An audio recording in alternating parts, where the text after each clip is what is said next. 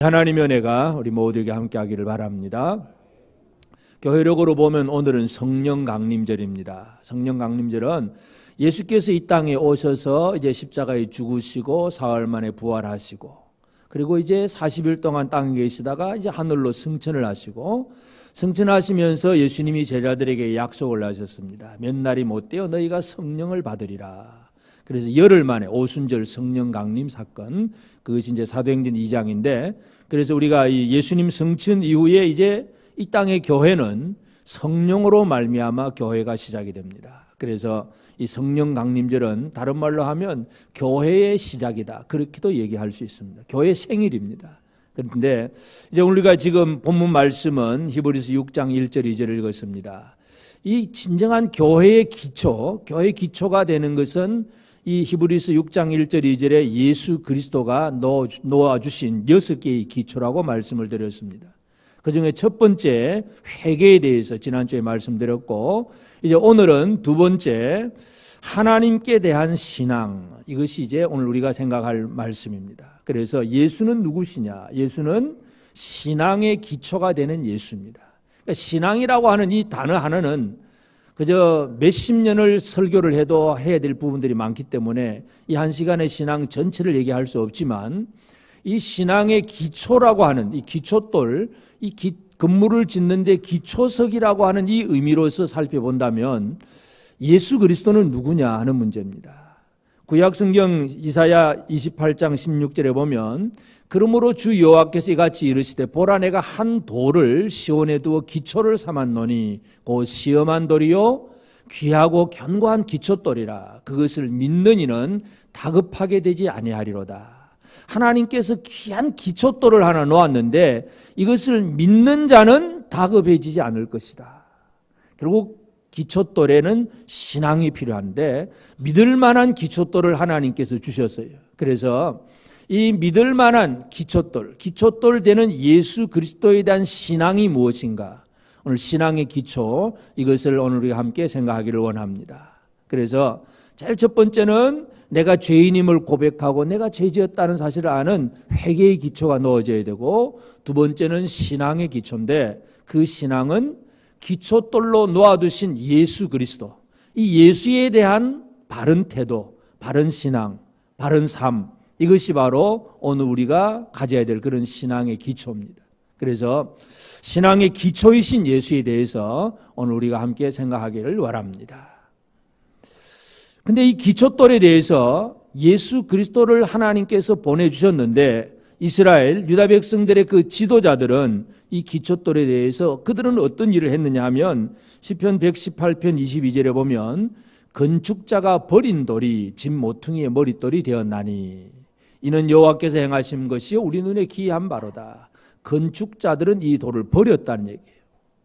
건축자들은 자기 나름대로 뭔가 맞는 돌을 만들어 쓰느라고 하나님께서 두신 이 돌을 버렸는데, 그 돌을 하나님께서는 시온의 기초돌, 성전 기초돌로 그렇게 만들어 두셨습니다. 그러니까 사람들은 이 기초석을 뭔지도 모르고 그냥 내버릴 수가 있습니다. 그래서 오늘 우리는 이 신앙이 기초되는 예수를 내버린 사람이냐 아니면 제대로 세워놓고 그 위에 든든히 서 있는 사람이냐, 오늘 우리가 이 부분을 함께 생각하기를 바랍니다. 그래서 이 신앙의 기초를 버리거나 다른 틀을 닦는 사람들이 성경에는 분명하게 많은 예가 있는데, 제일 첫 번째 이 신앙에 있어서 잘못된 사람들은, 신앙이라고 하는 것은 누군가 그 믿는 대상을 얘기하는 것인데 그 믿음의 대상인 하나님을 믿지 아니하고 다른 신을 믿는다. 그것은 이제 신앙의 틀을 버린 사람들의 얘기입니다.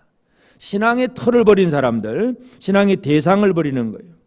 그래서 구약성경 사사기에도 보면 이스라엘 백성들이 가나안 땅에 들어가 살면서 처음에 하나님 주신 그 은혜로 그 땅을 정복을 했는데 주변 민족들이 섬기는 신들을 바라보면서 그냥 따라서 다른 신들을 섬기는 일들, 그 우상을 숭배하다가 결국은 또 심각하게 벌을 받고 또 회개하고 또 하나님 섬기다가 또 다른 신 섬기다가 계속 반복되는 것이 그 사사시대의 특징이었어요.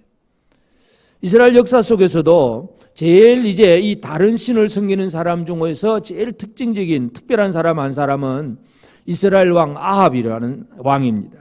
이 아합은 열왕기상 16장의 30절에부터 보면 오므리의 아들 아합이 그의 이전의 모든 사람보다 여호와 보시기에 악을 더욱 행하여 느바스의 아들 여로보암의 죄를 따라 행하는 것을 오히려 가볍게 여기며 시돈 사람의 왕 엣발의 딸 이세벨을 아내로 삼고 가서 바알을 섬겨 예배하고 바알을 섬겨서 예배한다.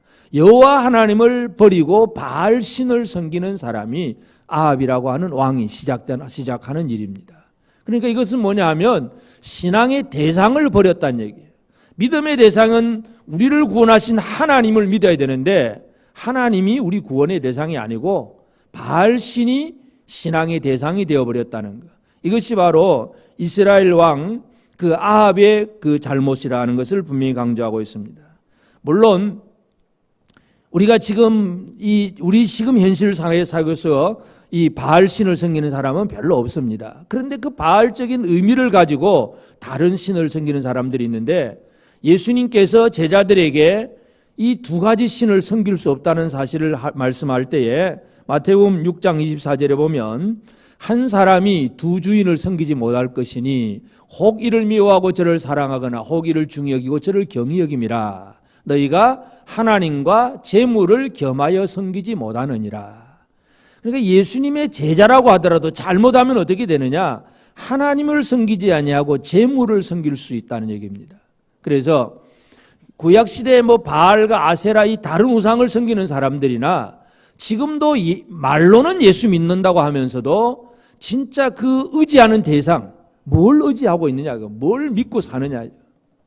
여러분 돈을 믿고 사십니까? 여기서 아멘 하면 아무도 안 되겠죠. 돈 믿고 사십니까? 그래 뭐니 해도 돈이 최고잖아요. 뭐니 해도 머니가 최고야. 돈만 있으면 뭐든지 할 수 있다. 여러분 그렇게 믿으십니까? 여러분 돈만 있다고 모든 것이 다 되는가요?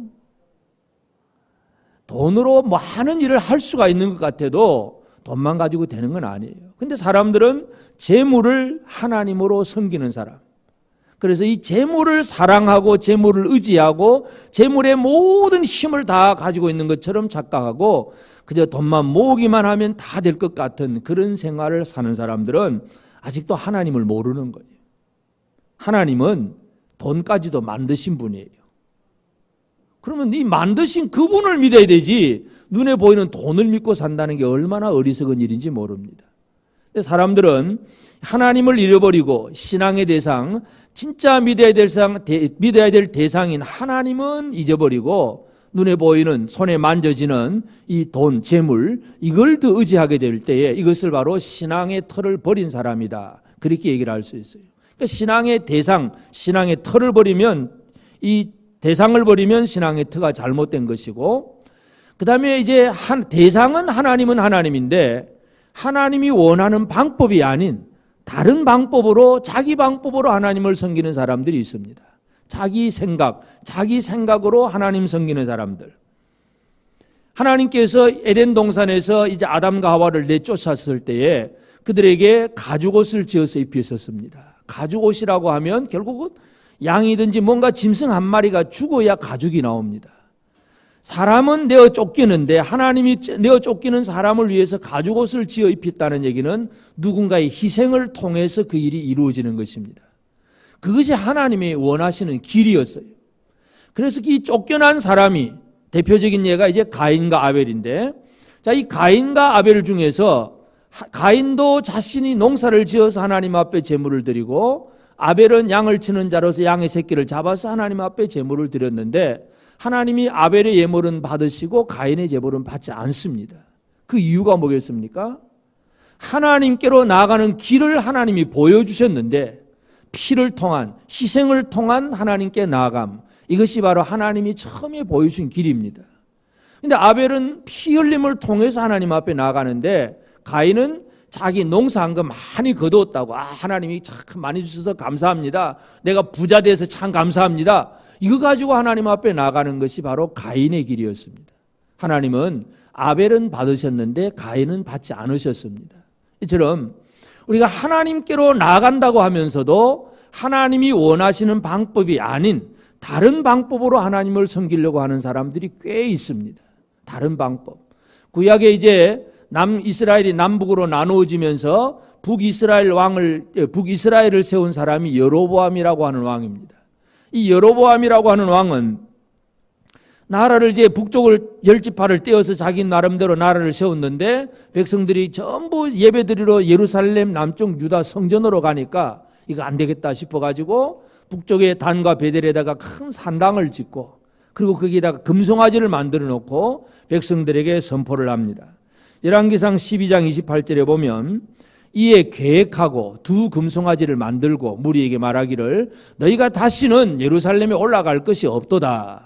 이스라엘아, 이는 너희를 애굽 땅에서 인도하여 올린 너희의 신들이다. 여로보암이 그런 얘기를 합니다. 이 예루살렘 성전에 갈 필요가 없다. 이 금송아지가 애굽에서 우리를 이끌어낸 여호와 하나님이다. 이 앞에서 절하고 경배해라 이거예요. 그것이 여로보암이 만들어 놓은 길입니다. 그 이후로 북이스라엘의 역사의 모든 왕들을 보면 여로보암의 길로 행하였더라. 여로보암의 길로 행하였더라.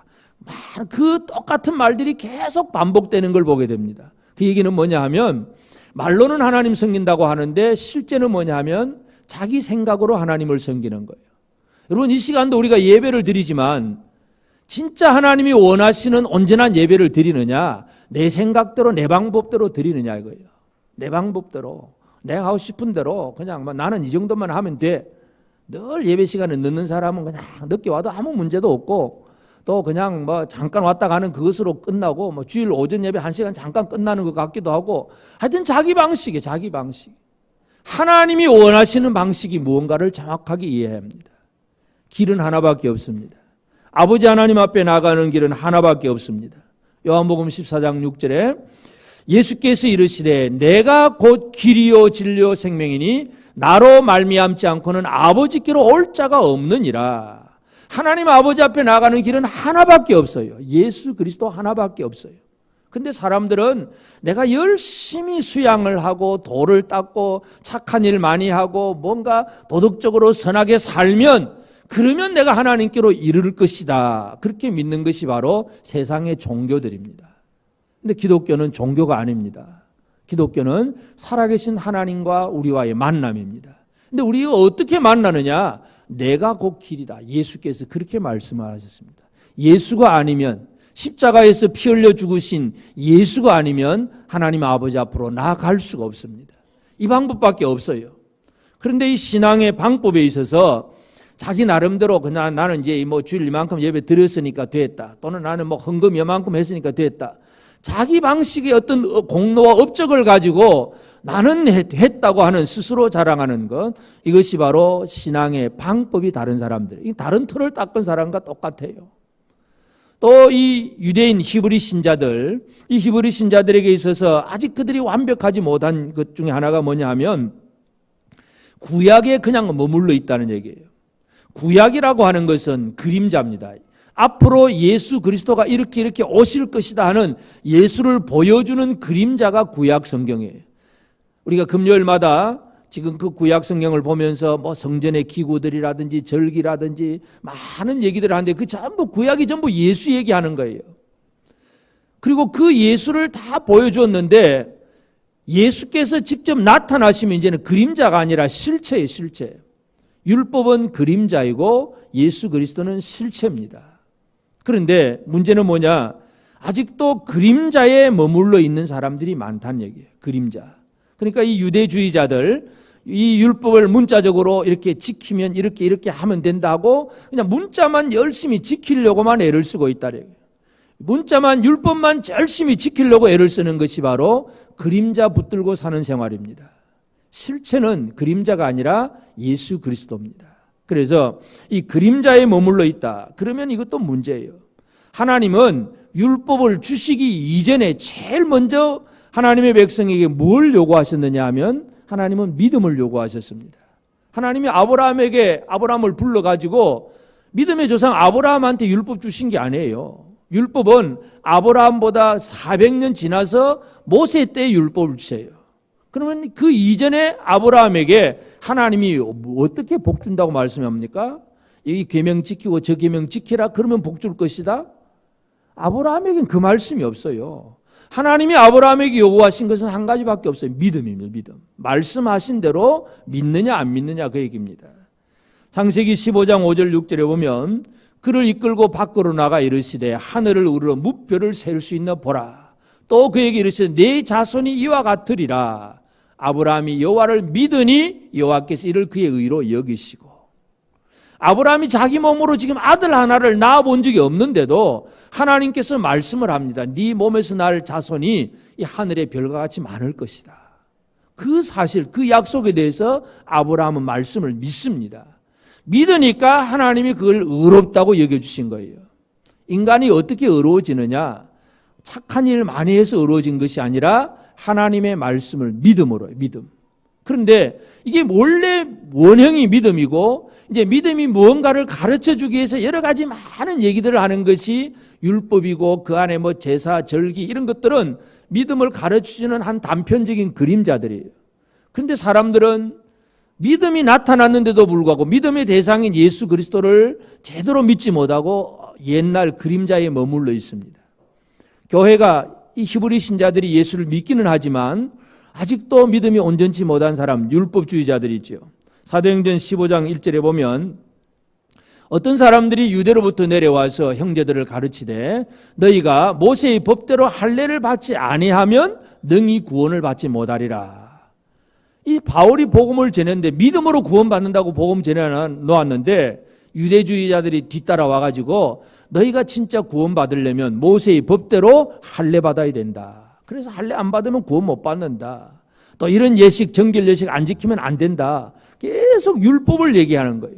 율법을 얘기하다 보면 그것이 뭐냐? 실체는 없어지고 그림자만 붙들고 노는 사람들입니다.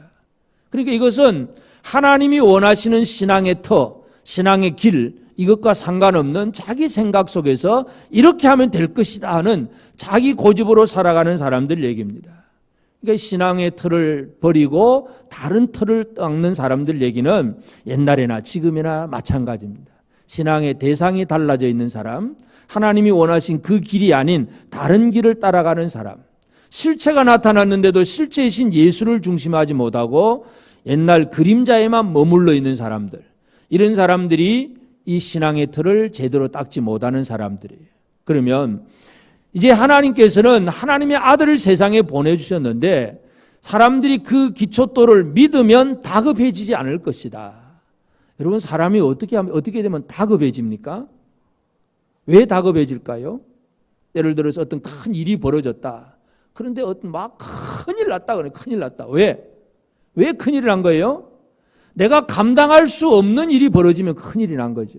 그런데 다른 사람들이 볼 때는 큰일이 났는데 그런 일 정도는 내가 감당할 수 있는 일이라고 생각하면 그런 일이 벌어져도 내가 어떻습니까? 다급함이 없어. 뭐 그래. 그러면 이러면 되지. 아무 문제가 없어요. 일은 똑같은 일이지만 어떤 사람은 그걸 다급하게 여기지만 그걸 해결할 수 있는 사람에게는 전혀 다급함이 없어요. 하나님께서 넣어주신 이 신앙의 기초도를 제대로 믿으면 다급하지 않은 삶을 살게 됩니다. 여러분, 다급하지 않은 삶을 살고 계십니까? 아멘 안 하시네. 늘 다급하십니까? 큰일 났다. 누가 아파서 큰일 났다. 몸이 힘들어서 큰일 나고 바빠서 큰일 나고 누가 말을 안 들어서 큰일 나고 자녀들이 말도 안 듣고 사업도 안 되고 우리나라가 이렇고 뭐든 전부 큰일 났다. 이거 어떻게 살까? 사람들 우리나라에 세월호 참사 같은 진짜 사건이 벌어지고 정부를 못 믿겠다니까 입에서 나오는 말들이 뭐예요? 이민 가고 싶다고. 아니 지가 잘하면 되지 무슨 또 이민을 왜 가? 이민 간다고 거기는 안전한가요? 사람들이 그냥 어려운 일만 당하면 다급해서 어쩔 줄을 몰라.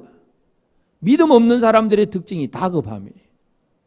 믿는 자들은 결코 다급해지지 않게 될 겁니다. 그래서 그 믿음의 대상을 정확하게 알아야 되는데 예수 그리스도는 어떤 분이냐? 예수는 신앙의 대상으로 사람들에게 이제 실체로서 나타나신 분이에요. 구약은 그림자이고 예수는 실체로서 이제 나타나셨는데 예수께서 이제 이 세상에 태어나셨을 때 물론 어린아이로 태어났기 때문에 어린아이 몸을 가진 그 아기 예수는 사람들이 잘 몰랐습니다. 물론 주변에 그 요셉이나 마리아나 또는 태어났을 때 봤던 목자들이나 이런 사람들은 뭔가 조금은 알았는지 몰라도 아직도 예수가 정확하게 누구인지를 몰랐습니다. 그러다가 이제 30살 되어서 예수께서 사역을 시작할 때에 하나님의 아들로서 이제 사역을 시작을 합니다. 그리고 나서 예수님께서 이제 3년 반 동안 제자들을 데리고 다니면서 말씀을 가르치는데 예수님의 그 사역 중에 제일 중요한 것 중에 하나가 뭐냐면 예수님 자기를 드러내는 거예요. 나를 보여주는 거예요. 예수님을 보여주는 거예요. 예수님을 왜 보여줍니까? 제자들이 예수를 알도록, 다른 말로 하면 예수께 대한 믿음의 고백을 제대로 할 수 있도록. 예수님이 가장 원하는 게 이거예요. 나타나신 예수님은 믿음의 고백을 원하셨어요. 그래서 처음에는 베드로한테 한번 질문을 해봅니다. 사람들이 나를 누구라고 하느냐? 뭐 이렇습니다. 그럼 너희는 나를 누구라고 하느냐? 마태복음 16장 16절에 베드로의 유명한 고백이 나오죠. 주는 그리스도시요 살아계신 하나님의 아들입니다. 바요나 시몬아 내가 복이 있도다. 예수님께서 진짜 넌 복받았다 그렇게 말하는 사람은 누구예요? 믿음의 고백을 제대로 한 사람. 여러분 누가 복받은 사람이에요? 야, 그 집에 아이, 야 서울대학 들어갔다. 야, 복받았다. 그 집에 이번에 막 주식해가지고 막 몇 배나 뻥튀기 했다. 야, 복받았다. 여러분 무엇이 복입니까? 예수께서 말씀하신 복이 뭘까요? 예수를 아는 것. 예수가 누군 줄 아는 것. 예수가 주는 그리스도시요 살아계신 하나님의 아들입니다. 야, 넌 복받았다. 예수님이 베드로에게 그 말씀을 하셨어요. 여러분은 복받은 분진입니다. 예수를 안다는 것. 이것이 얼마나 큰 복인지 몰라. 이 신앙 고백을 예수님께서 들으셨어요. 부활하신 다음에도 마지막까지 의심하고 못 믿는 도마에게도 예수님이 하도 못 믿으니까 그러면 야, 이거 봐라. 내 손바닥 이거 한번 손 못 자국 이거 구멍난 손 좀 봐라. 옆구리 창자국 좀 쳐다봐라. 그리고 좀 믿어라. 도마에게 부활하신 예수님이 그런 말씀하잖아요. 도마가 결국 고백하는 말이 뭐예요? 요한복음 20장 28절에 보면 도마가 대답하여 이르되 나의 주님이시여 나의 하나님이시니다. 도마가 고백하게 됩니다. 예수님이 원하는 것은 이런 고백을 원하세요. 신앙의 대상으로 예수께서 나타나셔서 사람들이 예수가 누구냐요? 주는 그리스도시요 살아계신 하나님, 나의 주님, 나의 하나님, 하나님의 아들입니다. 이 고백이 이루어지도록 예수님은 이 땅에 나타나셨다는 사실을 기억해야 됩니다.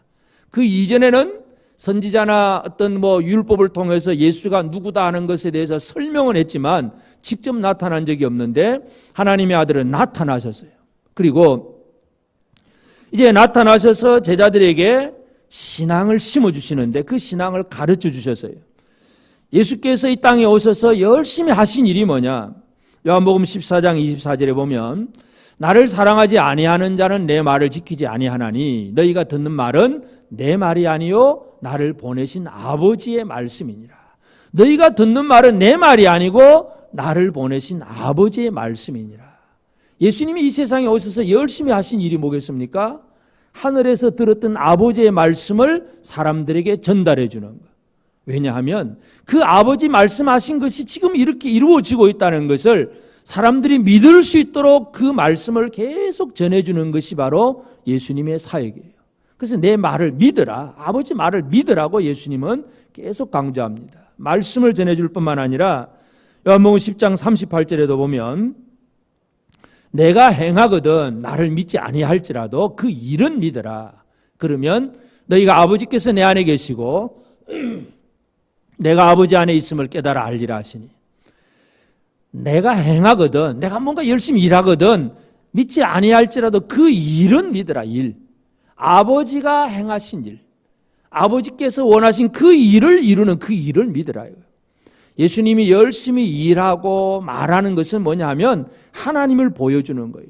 그래서 하나님을 보여주면서 제자들에게 믿음을 요구하셨어요. 하나님을 알면 그 하나님에 대한 온전한 믿음이 필요합니다. 제자들이 어떤 상황 속에서든지 믿음을 고백하기를 예수님은 원하셨습니다. 밤에 바다에 풍랑이 일어나고 제자들이 풍랑 속에서 어찌할 바를 모릅니다. 어찌할 바를 모르는데 예수님께서 제자들에게 나타나시고 그리고 그 바람과 물결을 잔잔하게 하신 다음에 제자들에게 꾸짖어서 말씀하시는 것은 다른 것이 아니라 그들의 믿음이 없다는 것, 믿음. 마태복음 8장 26절에 예수께서 이르시되 어찌하여 무서워하느냐 믿음이 작은 자들아 하시고 곧 일어나서 바람과 바다를 꾸짖으시니 아주 잔잔하게 되거늘. 예수님이 제자들에게 원하는 것은 한 가지밖에 없어요. 믿음을 원하셨어요. 예수님이 오늘 저와 여러분들에게 원하는 것도 한 가지밖에 없습니다. 믿음을 원하십니다. 믿습니까? 아버지의 말씀, 예수께서 들려주신 그 말씀이 있는 그대로 이루어지리라고 믿으십니까? 예수께서 행하셨던 모든 일들, 그 행한 일들이 아버지 일이고 그것이 앞으로도 이루어질 일이라고 하는 사실, 그 일을 믿으시느냐 이거예요. 사람들은 무덤 앞에서 예수께서 나사로를 보러 가자니까 아이고 그 무덤에 이제 냄새가 나는데 왜 갑니까? 무덤에 냄새가 나도 안 됩니다. 그런데 예수님은 뭐라 그럽니까? 걱정하지 말라고. 무덤 앞에서 예수께서 하신 일은 뭐예요? 나사로야 나오너라. 여러분 이 무덤 앞에서 시체가 썩어가는 냄새가 나는 가운데서도 예수께서 죽은 자를 살리신다는 사실 믿으십니까? 이건 이제 우리가 6개의 기초 중에 마지막 5번째가 죽은 자의 부활 얘기인데 그때 한 번 더 말씀드리겠지만 하여튼 이 믿음이라고 하는 것은 주님의 말씀과 하신 모든 일을 믿는 거예요. 그렇게 그걸 믿을 수 있도록 예수님이 이 땅에 와서 하나님이 원하신 모든 걸 보여주셨어요. 나타나시고 일하시고 그 다음에 마지막으로 예수님 하시는 일은 뭐냐 하면 자신도 믿음의 고백이에요. 이 믿음이라고 하는 것은 신앙의 대상에게 내 자신의 모든 것을 내려놓는 것이 바로 신앙입니다.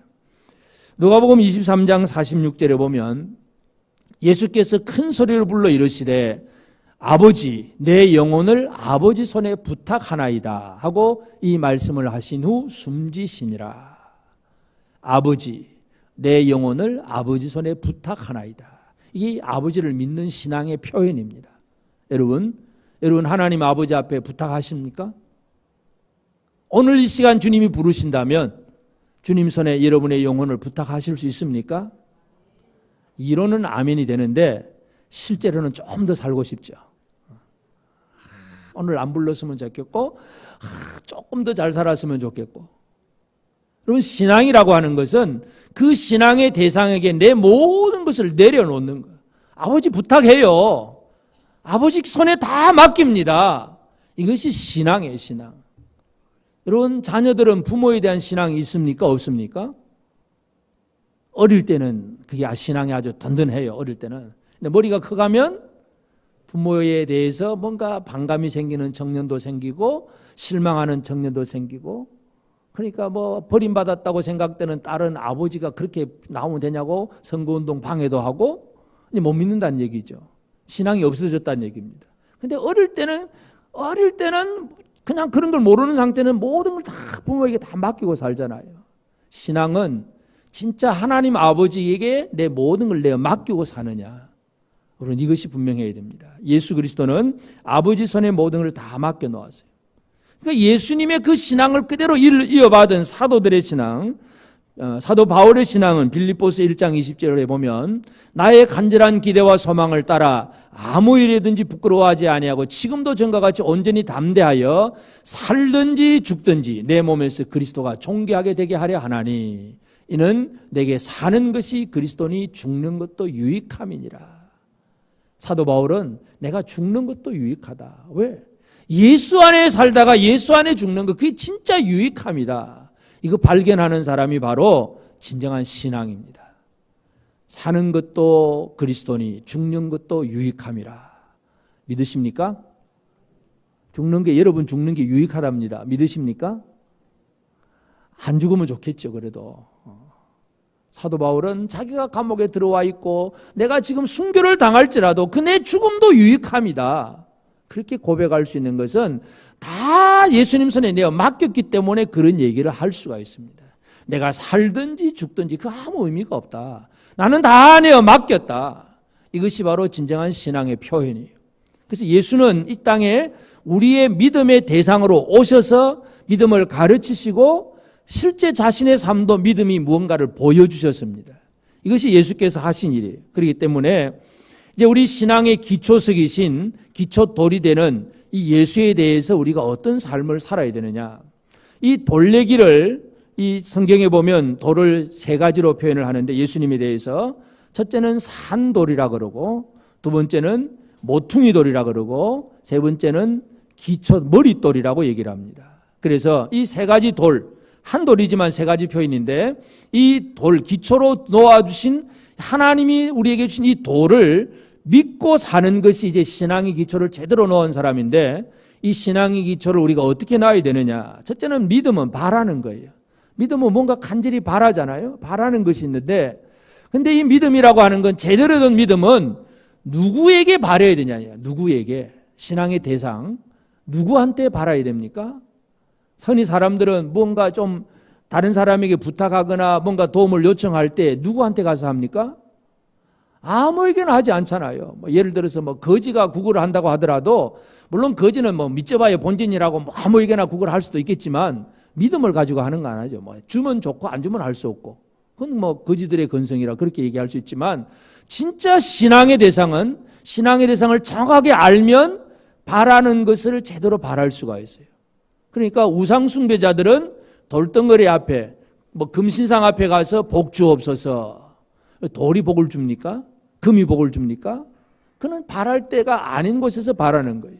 그렇기 때문에 믿음은 바라는 것인데 예수 그리스도는 어떤 분이냐? 산돌, 리빙스톤, 산돌이라는 얘기예요. 살아있는 생명의 돌. 베드로전서 2장 4절 5절에 보면 사람에게는 버림받아 되었으나 하나님께는 택하심을 입은 보배로운 산돌이신 예수께 나아가 너희도 산돌같이 신령한 집으로 세워지고 예수 그리스도로 말미암아 하나님이 기쁘게 받으실 신령한 제사를 드릴 거룩한 제사장이 될지니라. 보배로운 산돌, 산돌이신 예수에게 나아가서 예수로 말미암아 우리 다 거룩하게 되고 신령한 집으로 세워질 수 있습니다. 여러분 우리는 생명을 바라는데 이 생명을 어디에서 얻을 수 있느냐 하는 얘기입니다. 예를 들어서 물질적인 도움, 그는 좀 친절한 사람 아니면 돈 있는 사람에게서 어느 정도 도움은 어느 정도는 받을 수가 있습니다. 그러나 생명은 누가 주는 것입니까? 여러분 이건희도 좀 더 오래 살고 건강하게 살고 싶겠지요. 생명은 어디서 얻을 거예요? 재산 몇 조를 쌓아놓아도 생명은 얻을 수가 없습니다. 아무리 큰 재벌 부자라고 하더라도 생명을 얻지는 못합니다. 물론 빨리 안 아프게 그냥 주치 의사가 있어가지고 조금은 뭔가 이 생명 연장을 할 수 있을는지 몰라도 생명을 얻지를 못합니다. 생명은 누구를 통해서 발해야 되느냐? 바로 예수 그리스도에게서 생명이 있습니다. 산돌이라고 하는 얘기예요. 그래서 산돌에게서 우리는 믿음은 바라는 것인데 이 바라는 것을 살아있는 예수 그리스도에게서 바라는 것. 주님만이 내게 생명을 주실 수 있습니다. 이 고백이 우리의 믿음입니다. 여러분 생명은 어디에서 나옵니까? 다시 여러분 생명은 누구에게서 나옵니까? 예수 그리스도 믿으십니까? 이 사도 바울이 예수를 바라는데 예수의 생명을 바라는데 이 생명 바라는 게 어떤 모습이냐 하면 고린도후서 4장 10절에 보면 우리가 항상 예수의 죽음을 몸에 짊어지면 예수의 생명이 또한 우리 몸에 나타나게 하려 함이라. 예수의 생명이 우리 몸에 나타나고 싶어요. 바울의 몸. 바울은 예수의 생명을 얻고 싶어요. 그러면 어떻게 한다고요?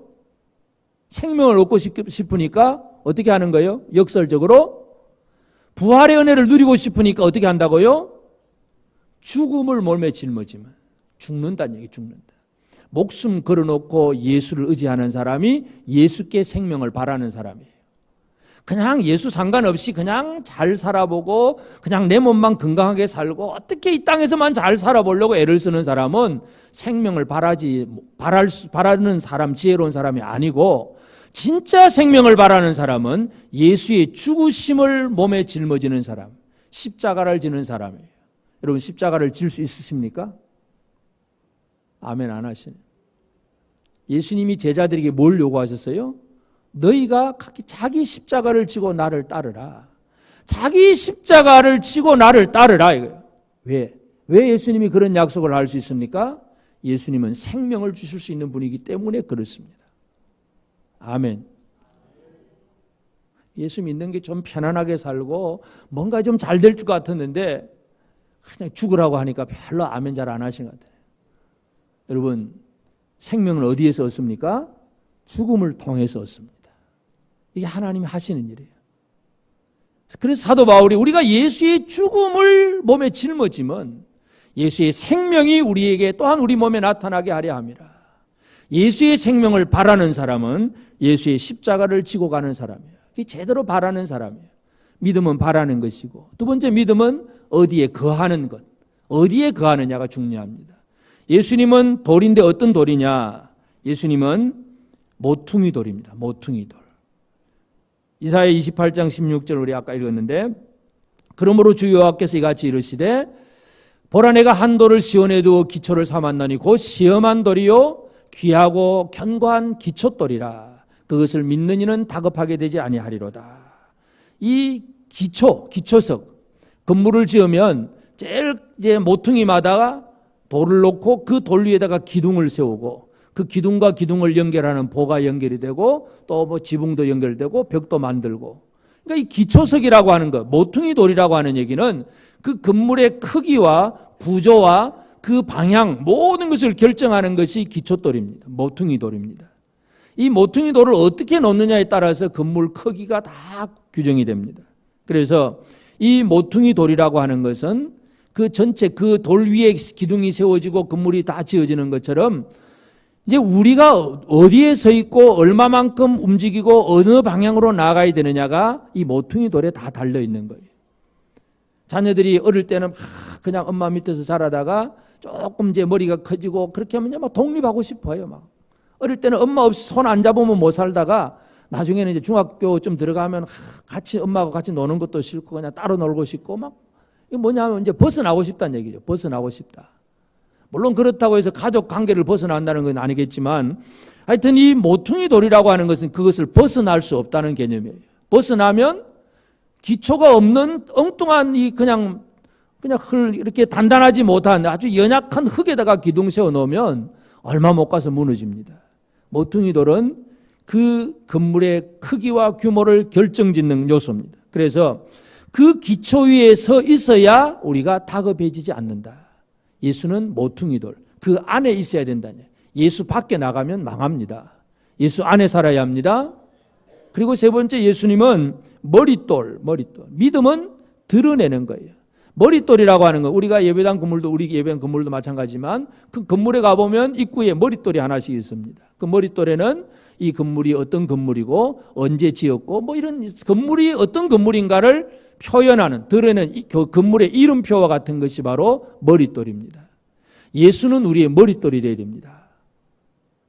우리의 머릿돌이 예수라고 하는 것은 뭐겠습니까? 우리의 삶에서 예수가 드러나야 된다는 얘기입니다. 신앙은 뭐냐? 예수를 드러내는 것입니다. 여러분의 삶에서 예수가 드러나고 있습니까? 옆에 있는 여러분 직장 동료든지 이웃 사람이든지 그저 만나는 모든 사람들이 말과 행실을 쳐다보고 그냥 쪽주일날 교회 가는 모습 아니라고 할지라도 일상생활 속에 당신 예수 믿는 사람이구나. 이게 다른 모든 사람에게 그게 알려질 수 있어야 그게 바로 이름표가 붙은 사람 얘기예요. 예수 이름표가 붙어 있습니까? 아멘 안 하시네. 예수 이름표 붙어 있으십니까? 예수는 우리의 머릿돌입니다. 예수는 우리의 머릿돌. 우리의 삶을 통해서 예수 이름을 드러내야 돼요. 다윗이 골리앗 앞에 나가면서 나는 만군의 여호와 이름으로 나간다. 하나님 이름으로 나간다는 거. 이게 그 하나님을 드러내는 생활이에요. 오늘 우리는 우리 신앙이 뭐냐? 신앙이라고 하는 건 하나님이 주신 이 기초돌. 이것은 산돌이고 모퉁이돌이고 머릿돌인데 이 돌에 우리가 어떤 태도를 가지느냐예요. 이 돌에서 생명을 발아야 되고 이 돌의 범위를 벗어나서는 안 되고 이 돌을 드러낼 수 있는 것. 이것이 바로 오늘 우리의 신앙입니다. 예수 그리스도는 신앙의 기초석입니다. 예수가 빠지면 아무것도 아닙니다. 예수가 있으면 모든 것이 다 됩니다. 믿으십니까? 예수 그리스도로 말미암은 우리의 신앙생활. 그래서 이 6가지 기초, 회개와 신앙의 기초를 튼튼히 세워가는 것, 이것이 오늘 우리가 해야 될, 지금도 살아가야 될 삶이고, 또 성령께서 우리에게 역사하심으로 성령은 우리가 예수를 제대로 믿을 수 있게 해주십니다. 이 성령으로 말미암아 바르게 된 믿음을 가지고 이 신앙을 온전히 살아가는 우리 모두가 되어지기를